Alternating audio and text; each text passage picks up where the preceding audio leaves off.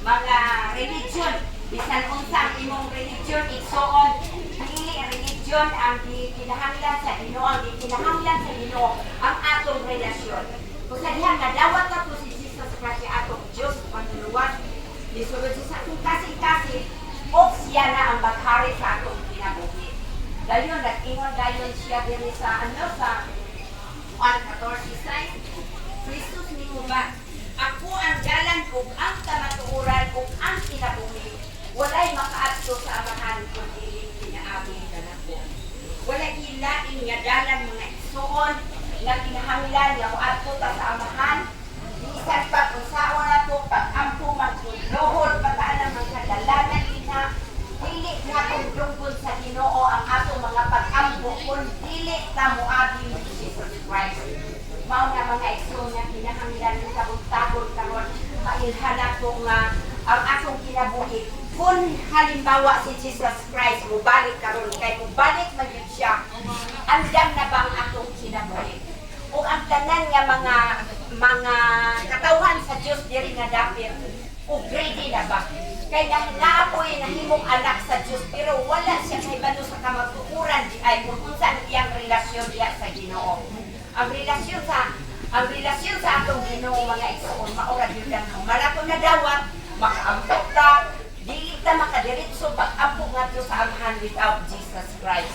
Mo nang sa human atong ampo bisan unsa ang atong pangayoon i-address nato ni Jesus Christ kay dili ta mailhan sa amahan without Jesus Christ. Kay ang pagkamatay kanato mao si Jesus Christ dili sa Father God. So mauna nga diha gyud ta ni Jesus Christ moagi human atong ampo ni Father God. Dayon ingon dahil diri siya sa Juan 10:10 apan ang kawatan ni anhi aron lamang sa pagpatay pagdagdag ni anhi ako aron makabaton kamo og ginabuhi madagaya. Kinsa man ning buot gipasabot ani mga katawhan sa Dios no or mga kaigsuon na kahibalo ko nga dinhi nga dapit tapoy mga born again diri. Pero manghod ang mahimo kang born again mga igsoon dili pud sayon nga mo kuan musangyaw ka. Kung wala ka kung ang imong tawag sa Ginoo dili diya nga para sangyaw dili ko ka makasangyaw.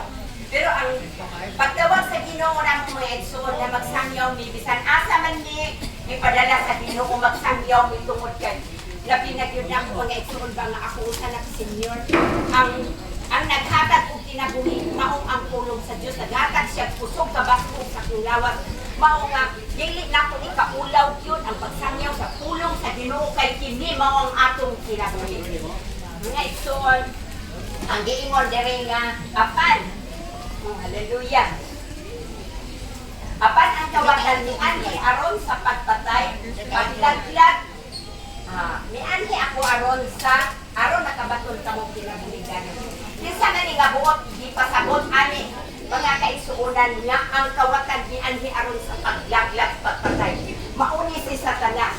Kay kun adunay buhat sa atong Ginoo si Satanas bubuhat pud siya.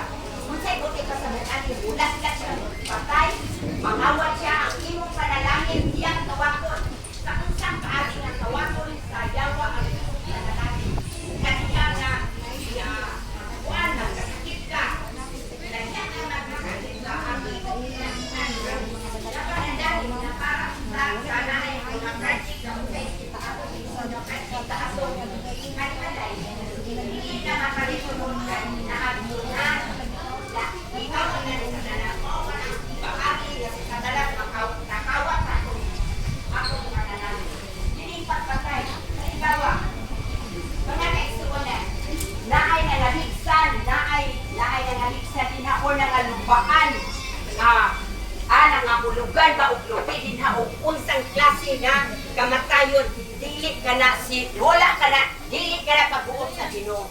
Kay ang Ginoo ang iyang ihatag nato pagbalik niya ang iyang ihatag nato mao ang kinabuhi walay katapusan. Dili usugot ang Ginoo nga mamatay ang usa ka tawo nga dautan nga dili makabaton sa kaluwasan. O kaya ang yawa, lahit siya, miandi siya ang pagpatay, paglaklag, mo na ang iyang trabaho akan si Jesus Christ. Miandi siya sa kalibutan aron sa pagluwas nato. Dili lang pagluwas nato sa